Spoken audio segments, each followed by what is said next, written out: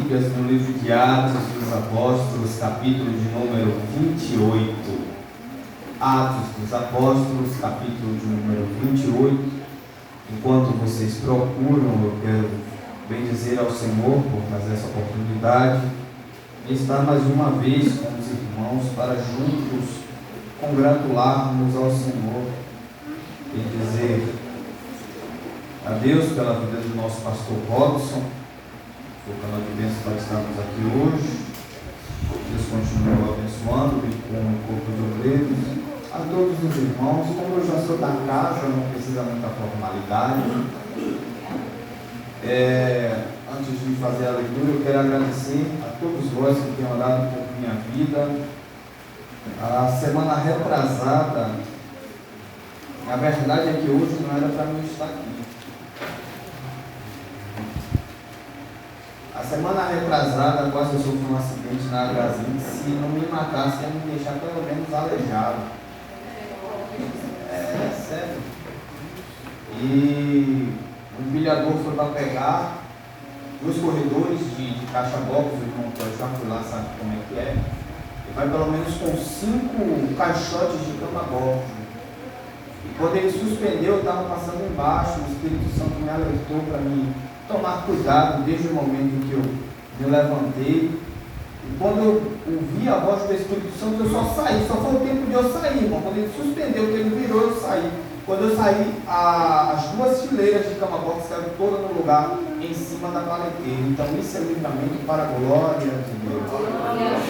Juntado nas orações do Santo, nosso favor, continue orando, irmão, porque o preço é muito caro. É muito caro.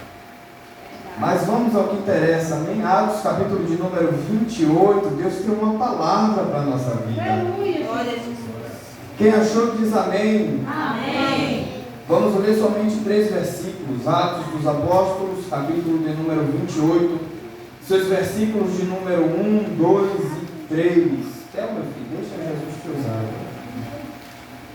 Havendo escapado, diga escapado. Diga mais forte, ser profético, escapado. Oh, glória a Deus. Então souberam que a ilha se chamava Malta, e os bárbaros usaram conosco de não pouca humanidade, porque acendendo uma fogueira, diga acendendo uma fogueira, nos recolheram a todos por causa da chuva que caía, diga chuva que caía, e por causa do frio, diga frio. Oh, glória a Deus. E havendo Paulo ajuntado uma quantidade de gravetos e pondo-as no fogo, uma víbora fugindo do calor lhe acometeu a mão. Podeis assentar em nome de Jesus. Glória a Deus.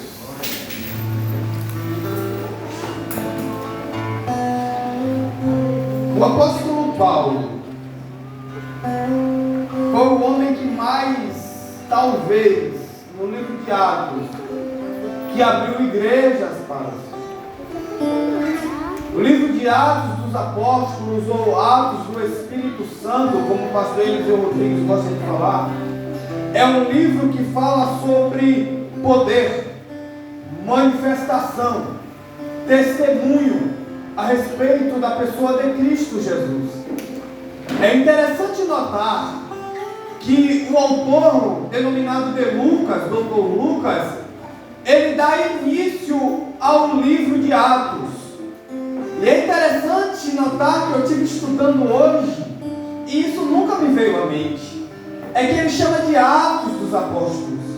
Não são palavras dos apóstolos, não são falácias dos apóstolos, são atos, porque atos são mais pesados que palavras. Palavras às vezes jogadas ao vento são esquecidas, mas os atos não. Toda vez que nós praticamos um bom ato, ele fica permeado na mente das pessoas. O autor Lucas, pensando nisso, ele dá início ao livro, mas não dá fim. Sabe por quê? O livro de Atos, ele tem o seu início, tem o seu meio, porém você não encontra o final. Nós encontramos o último capítulo. Mas os atos dos apóstolos continuam até o dia de hoje. Por quê? Porque a igreja de Jesus continua aqui na terra, proclamando liberdade aos cativos, pregando a verdade do Evangelho, derramando graça e poder nas vidas, nas famílias, nos becos, nas vielas. Então, enquanto nós ainda estivermos aqui, sentados nesses bancos, os atos do Espírito Santo continuarão no nosso meio, porque no meio da igreja o Espírito Santo continua a derramar verdade em nossos corações. Glória! E o capítulo de número 28 vai nos narrar a viagem do apóstolo Paulo a Roma. A verdade é que no capítulo de número 23 de Atos, no seu versículo de número 11, os irmãos perceberão que há pelo menos 2 atos do Senhor Jesus ali para com a vida de Paulo. Quantos atos?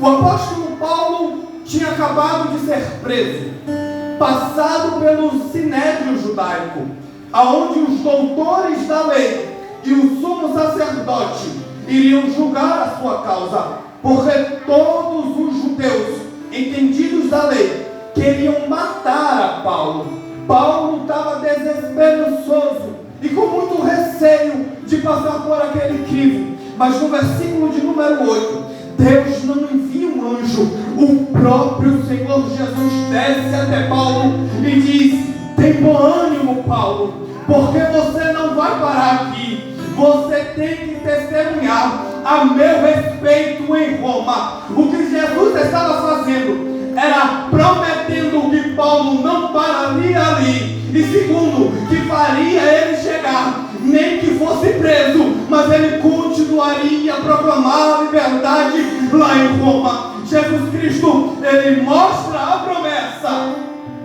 e dá a Paulo um propósito. Quantas coisas promessa aí? O problema é que Jesus apresenta a promessa, mostra-lhe o propósito, mas não mostra o processo. Porque chegar em Roma, talvez para nós seria muito fácil, para quem está solto, mas quem é preso de Cristo Jesus, não anda com as próprias pernas, não faz o que quer, não pensa o que quer, quando quer, ele é guiado pelo Espírito de Deus, mas ele vai confiando na promessa e no propósito, não entendendo o processo, porque aquele que lançou palavra sobre nossa vida é fiel para cumprir.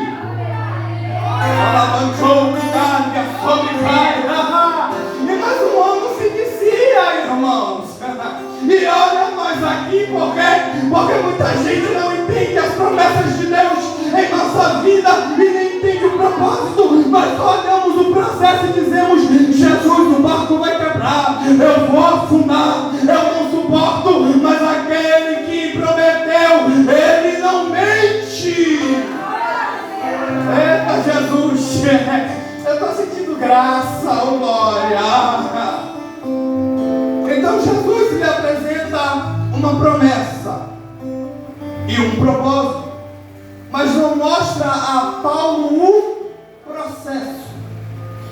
Como Paulo vai para Roma? Capítulo de número 27, a Bíblia diz que Paulo é colocado em um navio e eles começam agora, iniciam a viagem subindo para a Itália. É interessante notar, irmãos, que no meio do processo, a primeira coisa que se levanta é uma tempestade. É o que? Uma tempestade. E quando a tempestade se levanta, é para bater. A tempestade se levanta e começa a bater contra o barco. O vento começa a ser contrário. E sabe qual é a primeira coisa que acontece, pastor Robson?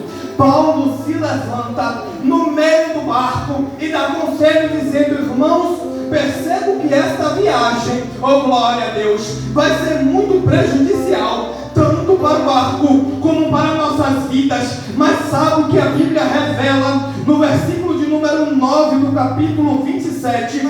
É que o centurião, por nome de Júlio, ele não tem crédito no que Paulo fala. E isso para mim é um paradigma. Por quê? Porque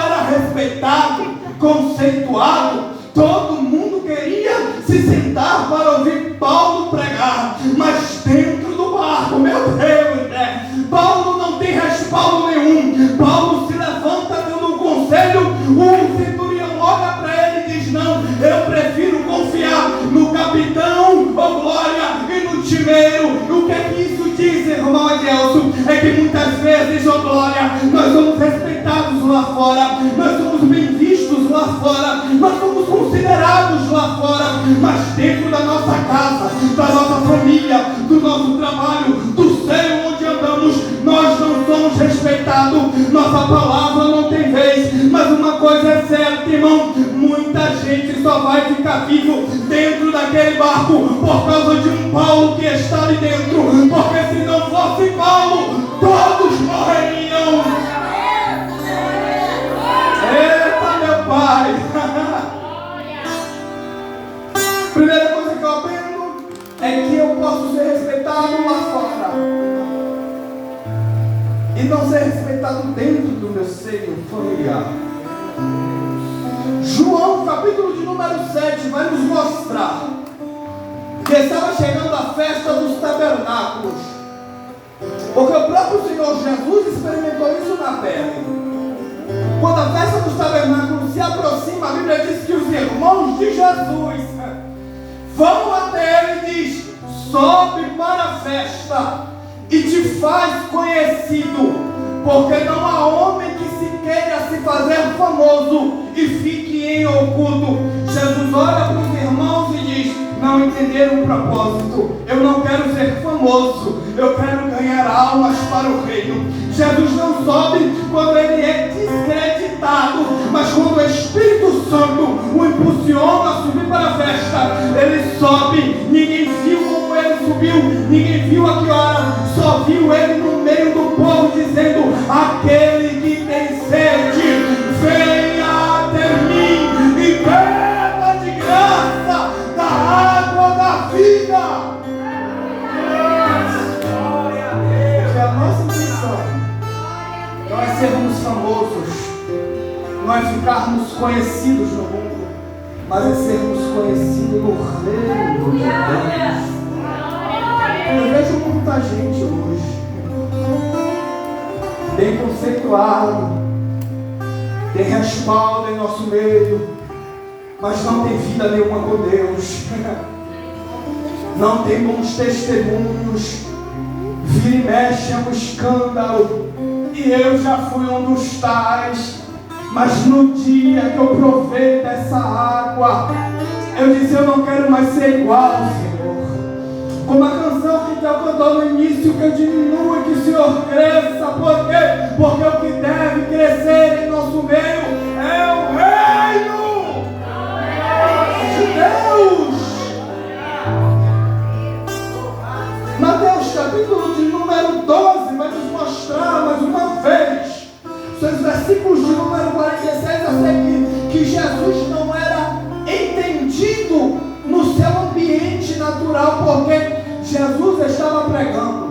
Os fariseus acabaram de olhar para Jesus e dizer: você não expulsa demônio senão por Beelzebul, príncipe dos demônios. Jesus continua pregando. De repente foram avisar Maria que Jesus estava rodeado de uma grande multidão. Maria olha e diz: ele está fora de si, eu vou buscar Jesus. Quando ela sobe para buscar Jesus, alguém dá o recado dele e diz: a tua mãe e teus irmãos estão lá fora. Jesus Cristo olha para o público que é igual a esse e diz: meus familiares são aqueles que fazem a vontade de meu Pai que está no céu. Este é meu familiar. Lucas capítulo de número 4, nós vamos ver pelo menos mais uma representação de que o próprio Senhor Jesus não foi respeitado. A Bíblia diz que Jesus, entrando na sinagoga, é-lhe dado um rolo, e o rolo que lhe cabe é o de Isaías. E quando ele abre o rolo, o seu dedo cai no texto que diz: o Espírito do Senhor, oh glória, está sobre mim, porque o Senhor me ungiu para proclamar liberdade aos cativos, libertar os oprimidos de espírito e proclamar as boas-vindas do reino de Deus. Quando ele cerra o rolo, ele se senta na cadeira e diz: hoje se cumpriu essa escritura. Algumas pessoas se indignam com ele, começam a expulsá-lo de Nazaré, ao ponto que lá na frente Jesus Cristo olha para Jerusalém e diz: Jerusalém, Jerusalém, que matas os profetas, quantas vezes eu quis, como a galinha cobre os seus pintainhos, vos proteger, todavia vós não credes. Meu Deus, porque tem muita gente que a gente prega, fala a verdade, diz como ir, o que fazer, e a pessoa não tem acredito, sabe por quê? Não está descreditando a nossa palavra e de quem nós somos, está desfazendo de Jesus. Mas é interessante que no meio da viagem, Deus vai revelar quem é quem. Por quê? Como nós não entendemos o processo, o centurião também não entendia. De repente a viagem começa a ficar pesada. Eles já estavam há 15 dias com fome. Aí eles começam a se desesperançar da vida. O apóstolo Paulo, escrevendo aos Coríntios, ele disse que até desacreditou da vida quando iria sofrer aquele naufrágio. Por quê? Porque as ondas estavam grandes, a prova estava ferrenha, mas enquanto os homens estavam desesperados, tinha alguém dentro do barco orando. Quem era? Era Paulo, porque muitas vezes o nosso barco pode se quebrar, mas a gente está dentro do barco orando. E sabe por quê? Muitas vidas são poupadas, é por causa de um Paulo que tem dentro do barco, que não se conforma com a tempestade, nem com o vento contrário, mas põe o joelho no chão, a boca no pó de Deus, tem misericórdia de nós, porque o nosso barco está naufragado. E o que é que chega? Chega a resposta, diga, chega a resposta. Oh, glória a Deus, e hoje é noite de respostas para a nossa vida. Quando eles pensam em matar todo mundo, o apóstolo Paulo se levanta e aquele que não tinha voz, agora passa a ter voz. Paulo diz: irmãos, não vos desesperanceis, porque o Deus quem eu sirvo enviou o seu anjo para falar a mim essa noite, que o barco pode até quebrar, mas que nenhuma alma que se juntasse a mim se perderá. Todo aquele que ficar junto de você não vai morrer. O barco pode quebrar, pode ir a pique, mas quem estiver do seu lado permanecerá de pé. O que isso quer dizer, irmão Adelson? É que talvez 2024 entrou e você perdeu o emprego, o barco quebrou, sabe por quê? Deus prefere perder coisas do que perder pessoas, e é melhor quebrar o barco do que perder uma alma. Aí você não entende, porque tanta luta, tanta prova, e você continua aqui mesmo que sofrendo, perdeu o emprego, o carro quebrou, sua família se distanciou, o barco afundou, mas você permanece de pé, sabe por quê? Tem um Paulo junto de você, dizendo: eu estou aqui.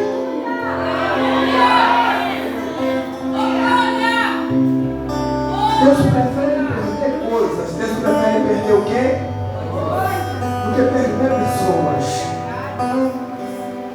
O problema é que no meio da navegação nós não entendemos, porque perdemos emprego, porque a família nos abandona, porque o ministério não cresce, porque a unção parece que acabou. É porque a luta é grande, irmão. Mas uma coisa é certa, Deus falou lá atrás: Paulo, você vai chegar em Roma. Quem prometeu foi Deus. Quem prometeu foi quem? Se Deus lhe fez uma promessa, se agarre nela. Sabe por quê? O que manteve os tripulantes vivos foram os cacos do barco quebrado. Se o que te mantém vivo inimigo é uma lágrima que rola, se agarra nela, sabe por quê? É ela que vai fazer você chegar em Malta. Se é um pedaço do barco da sua casa e ainda ficou de pé, se agarre nele e diga: Deus, me sustenta, não me deixa morrer, porque esse gato do barco será suficiente para te manter com vida e chegar aonde Deus falou que você irá chegar. Quem crê nessa palavra? Depois que o barco quebra, eles vão boiando no dos pedaços do barco até uma ilha chamada Malta. Qual é o nome da ilha? Malta no grego significa meditar. Meditar significa terra do mel. Não entendeu não? Vou melhorar. Depois da promessa, existindo um propósito, o mar pode até se levantar, o vento pode soprar contrário, mas há uma terra que mana leite e mel me esperando, te esperando. Você não vai morrer afogado. Diga ao seu irmão: você não vai morrer, porque há uma terra que Deus preparou e que nós chegaremos, porque Ele é fiel para cumprir a glória do Senhor. O problema é que às vezes nos apegamos tanto ao Vendador que esquecemos que Ele tem todo o poder. Me mostra um homem na Bíblia que não passou uma luta, irmão. Me mostra quando foi que o povo de Deus ficou desamparado. O salmista escrevendo disse que nunca viu um justo desamparado, nem a sua descendência mendigar o pão. Aí lá na frente ele diz: os que confiam no Senhor são como os montes de Sião, Dani, que não se abalam, juro, mas permanecem para sempre. Para permanecer em pé tem que confiar. Confia, sabe por quê? A terra do mel está nos esperar. Caminhando para o fim. A Bíblia diz que, havendo escapado, souberam-se então que chegaram numa ilha chamada Malta. Os cidadãos daquela terra, ou os nativos, que a palavra bárbaro na língua original é nativo da terra, acolheram aqueles prisioneiros. E quando eles os acolhem, a Bíblia diz que estava chovendo, diga chovendo, e fazendo frio, diga frio. Isso aqui diz muito, irmãos. Eu nunca mais peguei isso, a não ser hoje. Porque às vezes a gente passa desapercebido. Mas o Espírito Santo que revela preparou essa palavra para nossas vidas. Eles tinham acabado de sair de um temporal. Tinham saído do que? De um temporal. Temporal não se levanta sem chover, irmão. Isso é comprovado cientificamente. Então eles já estavam passando por aflições desde quando estavam no mar, porque estava chovendo, eles estavam molhados, sem provisão. Qual é o primeiro fator que eu vejo aqui? Fragilidade corporal, porque eles foram submetidos à fome, porque tiveram que largar suas provisões. Eles estavam molhados porque naquele tempo não havia secador e eles estavam no meio de um temporal. Então eles já estavam fragilizados. Logo que poderia ocorrer uma hipotermia. O que é uma hipotermia, irmão? Não sou médico nem enfermeiro, mas se precisar. Hipotermia é quando a temperatura corporal está abaixo de 35 graus. Quando ela baixa abaixo de 35 graus, o seu corpo já não é mais o mesmo. Suas cognições funcionais do corpo já não é a mesma. Quem assistiu Titanic aqui viu como é o processo de ficar à deriva no meio do mar, pode acabar morrendo, porque a sua temperatura corporal abaixa, e isso vai te levar a óbito. Só que antes de a hipotermia chegar na ilha, Deus levantou alguém para cuidar deles. Da mesma forma é na minha, na sua vida. Às vezes as ondas se levantam, a gente é chacoalhado para lá e para cá, começa a sentir frio, a hipotermia quer bater, mas Deus sempre levanta um para cuidar de nós, dizendo: eu não vou deixar você morrer, vou juntar madeira e fazer fogueira. Por quê? Porque crente vivo habita no meio do fogo da glória de Deus. Crente que é vivo não se conforma com frieza, mas diz: eu vou catar lenha, vou acender o fogo e vou aquecer a glória de Deus. E eu não sei, oh glória, quanto tempo faz que você não sente esse calor. Eu não sei, não quero saber.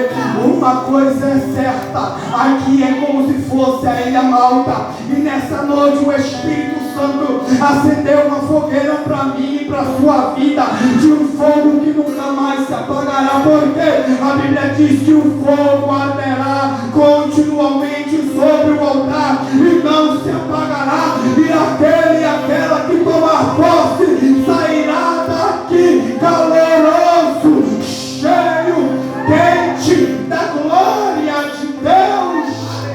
Alabraço, gomandarai, mandarabandaraçu, que der meu fogo. Quanto tempo faz que você não fala língua estranha? Quanto tempo faz que você não sente o fogo do Espírito Santo queimando em seu coração? Mas hoje, primeira quinta-feira de 2024, Deus nos trouxe para esse culto aqui em Fazenda Pindoval para dizer: eu não te quero frio, eu não te quero morno, eu te quero quente, cheio do meu Espírito. Deixa eu ver, oh glória, meu Deus, meu Jesus. Porque a gente fica sempre na mesmice. Se tem um negócio que a gente se acostuma, é rotina. Eu estou em casa, já está caminhando para 5 dias.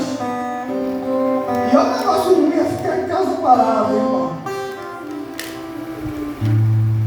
Estava meditando, conversando com Jesus, e Deus não fez o homem para ficar parado, irmão.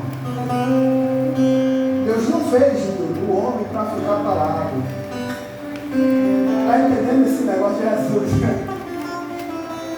Deus não fez o homem para ficar parado, cara. É hora de levantar. Alabai, tchou, que dá, que açúcar, cara. Pegar a espada, eita Jesus, e voltar, varão. Meu Deus, porque Ele não te fez para ficar parado, diz o Espírito de Deus. Pode amolar, diz o Senhor, porque antes de findar esse ano eu vou cumprir tudo que eu me prometi. E você vai chegar aonde eu disse, diz o Senhor. Você chegará. Nenhuma das minhas promessas caíram por terra, diz o Todo-Poderoso. Jesus está na casa. O negócio é que a gente se acostuma com a mesmice. Às vezes fica parado e confortável. Só que eu entendi que aquele que não fica parado, além de alimentar o fogo, ele aquece outras vidas. Versículo de número 3. A Bíblia diz assim: e havendo Paulo ajuntado uma grande quantidade de vides e pondo-as no fogo, Paulo saiu. Agora me diga uma coisa. A Bíblia diz que estava chovendo, sim ou não? E fazendo frio, sim ou não? Então, a terra estava úmida, a madeira estava molhada, mas mesmo com chuva caindo, fazendo frio, Paulo disse: se alguém não abastecer a fogueira, Jesus, desceu agora, o fogo vai apagar, porque a chuva não parou. A prova na vida do cristão, meu irmão, só vai acabar quando a gente chegar lá. A chuva continua caindo, o frio está lá. Paulo olha e diz: se eu não abastecer, ninguém vai. Então é pelo menos preciso para começar a abastecer a fogueira na vida de alguém, para que a chama não apague. Sabe por que eu e você estamos aqui? É porque alguém dobrou o joelho e disse: eu vou juntar madeira. Se ele não quer, se ela não quer, eu vou juntar madeira e vou jogar no fogo, porque o fogo não pode apagar. A chama do Espírito tem que ser contínua na minha e na sua vida, mas é preciso ter ousadia para sair no meio da chuva, se molhar, enfrentar o frio, sair do calor e dizer: eu vou passar por isso para aquecer outras vidas. Saia da sua zona de conforto hoje.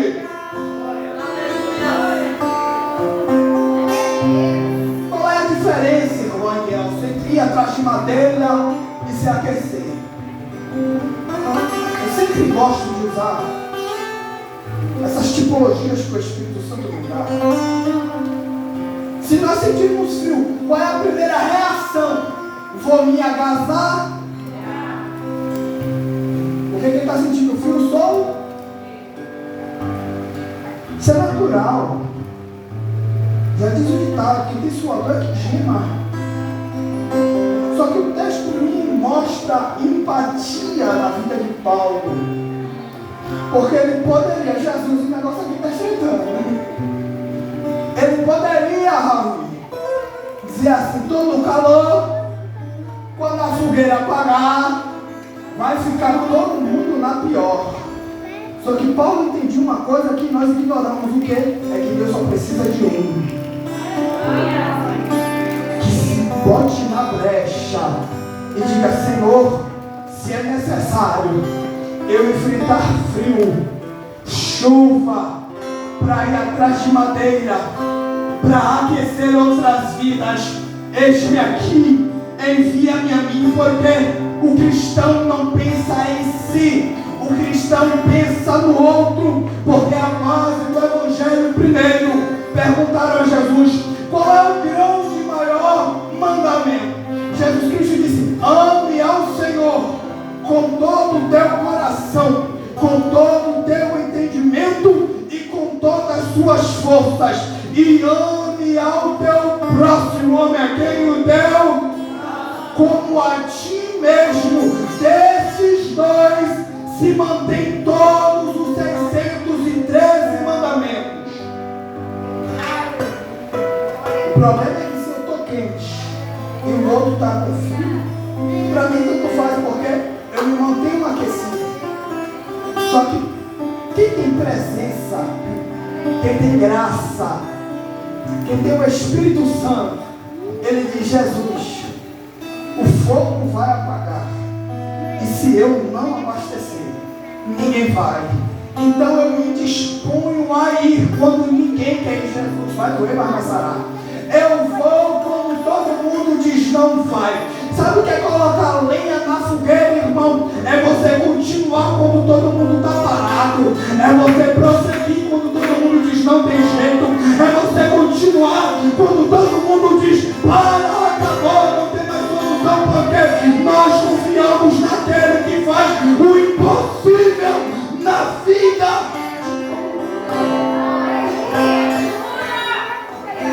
Porque não confiamos na força do braço. Quem suporta mais 3 minutos diz amém, meu irmão? Oh, glória a Deus.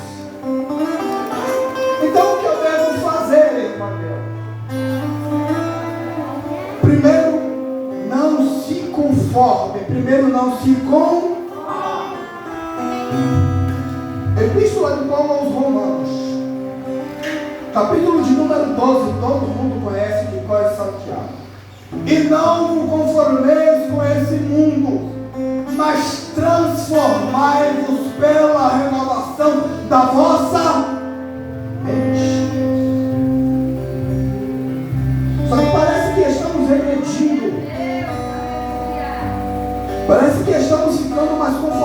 com as coisas que há lá fora e querendo tirar o que há de puro aqui dentro.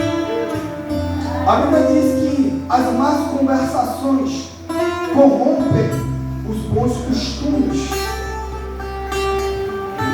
E eu fico analisando, rapaz, eu estou com vontade de escolher rede social de novo já. Deus abençoe de novo. Essa virada de ano, cada um faça da sua vida o que quiser, irmão. Não é ninguém daqui, ninguém tome pra si. E se doer aí, creia que não é a irmã de Elson, nem foi o pastor Robson que me falou nada, é o Espírito Santo de Deus que está aqui em nosso meio. Eu estava vendo uns crentes, meu irmão. Ô irmão, é pecado um cristão ter piscina? Não é junto também não, que a gente não postou a foto do exemplo para você lá, meu irmão. Em nome de Jesus. É pecado um cristão ter piscina, sim ou não? Não, é um luxo, irmão. Agora, cabe ao cristão, eu sei que não é culto de doutrina, mas se Deus mandou falar, eu vou falar. Cabe ao cristão, se você quer usar seu biquíni, sua sunga, seu sutiã, problema seu, não sabe. Mas tirar foto para postar em rede social, expondo o meu corpo, irmão. Seu corpo é do seu varão, varoa. Seu corpo, varão, é da sua varoa.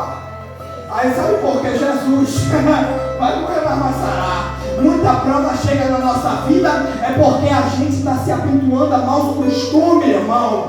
Quer guardar o seu casamento? Guarda o seu corpo, porque ele é do seu esposo e ele é da sua esposa.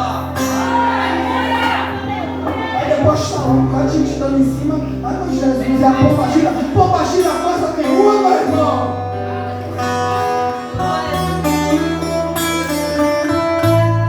Tira coisa nenhuma. O povo está querendo desempregar o Satanás e está botando a culpa nele, porque nem tudo é Satanás. Foi Pedro que emprestou a boca para ele. Quem foi que emprestou? Foi. Agora Judas deu lugar. Tomou da ceia, mas deixou Satanás entrar no coração. Uma coisa é você dar vacilo, outra coisa é você deixar Satanás entrar na sua vida, na sua casa, no seu casamento e acabar com tudo. Porque está faltando lenha na fogueira para queimar. Mas essa noite, todo o plano de Satanás contra a sua casa, sua família, seu casamento, seus filhos, seu negócio, seu trabalho está aniquilado pelo poder que há no nome de Jesus. Você irá queimar no fogo do Espírito Santo. E aqui eu concluo, irmão. Quem está gostando de saber? Malaquias diz: eita Jesus, estou entendendo, Espírito Santo, que o Senhor Jesus vem com sabão de lavandeiro e fogo de ourives. Ele não vem com ursinho de pelúcia e nem bumbum da Cacau Show, irmão. Ele vem com sabão para lavar e fogo para queimar. Sabe por quê? Tem pecado que já está tão encrostado na nossa vida que o sabão não resolve. Aí ele passa o sabão, viu que continua, ele diz: vou botar no fogo para queimar, porque o meu povo é santo, puro, imaculado. Eu não quero qualquer um. Que graça é essa? E aí a gente pensa que a presença de Deus é algo efêmero, é algo passageiro. Aí a gente acha que ser cheio de poder, ter fogo do Espírito Santo é só sapatear. É quando a gente entra no mistério, na unção do telefone, né? Não, meu irmão. É a gente roda tudo e vamos perceber que todos que viram a presença e sentiram a glória de Deus, eles se colocaram para baixo, não foi para cima. Por quê? Porque quando Deus manifesta a sua presença, Ele coloca o homem no lugar do homem. E onde é? Lá embaixo. Na Bíblia que é o Isaías. Isaías era o tipo do profeta que vivia com uma marreta na mão e um ponteiro na outra, dizendo: ai de ti, ai de ti, ai de ti. Mas no dia que ele viu a glória, que ele sentiu a presença, ele olhou para dentro dele e disse: ai de mim, Senhor, que sou um homem pecador.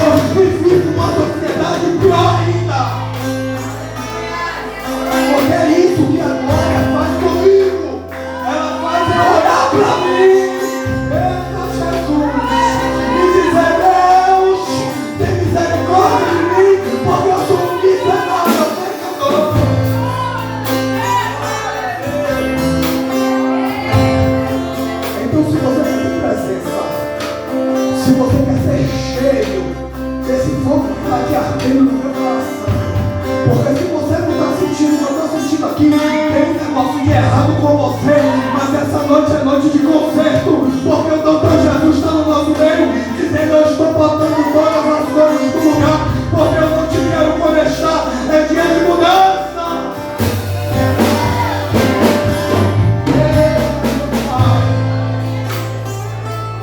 Está doendo, mas está sarando, está limpando, porque ele vem com fogo no níveis. E aí tem uma pinça, eu fui pesquisar tudo, e o Orives tem uma pinça, porque quando ele pega o ouro bruto, Jesus, eu quero parar, mas estou descendo. Ele pega e bota no fogo, geralmente é só o fogo por baixo, mas já viu Tiago pregando dizendo que aquele que salvar uma alma do inferno livrou uma vida e tem brasas amontoadas vivas sobre a sua cabeça. Já leu? Pronto. Ali é quando ele quer acelerar um processo de purificação. Aí ele coloca fogo por baixo e coloca mais brasa por cima, porque quanto mais rápido for o processo de purificação da nossa vida, mais ele vai tirando as brochas de pecado que estão lá, que não serve, que não presta. Aí quando fui na solta, ele vem com a pinça e diz: isso aqui eu não quero, isso aqui eu não quero, isso aqui eu não gosto, porque a pinça dele está nos limpando essa noite. Para quê, irmão Deus? Para brilhar? Não de imediato. A gente vive numa geração que nada contra, irmão, que usa maquiagem. Essa geração hoje que faz com ela para ficar, né? Só que Jesus, quando vem para polir a cara do crente, ele não vai. Ele vai fazer assim, ó. Vai esfregar para quê? Para que o brilho do Espírito Santo não seja ofuscado e que você não seja visto, mas aquele que habita dentro de mim, dentro de você, seja visto através de nossas vidas. Para que, irmão Deus? Para que o fogo não se apague, para que o fogo não se apague. Glórias a Deus. Até aqui, irmãos, me ajudou o Senhor, quem gostou diz amém. Glória a Deus, glória a Deus. Vamos mais essa oportunidade. Continuar rogando as orações que estamos ao nosso favor, irmão. É difícil, mas é gostoso.